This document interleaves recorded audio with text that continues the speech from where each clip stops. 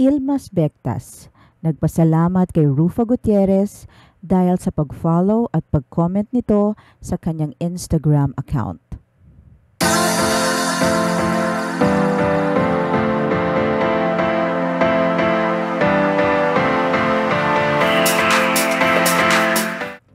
Nagpasalamat nga ang ex-husband ni beauty queen actress Rufa Gutierrez na si Ilmas Bectas.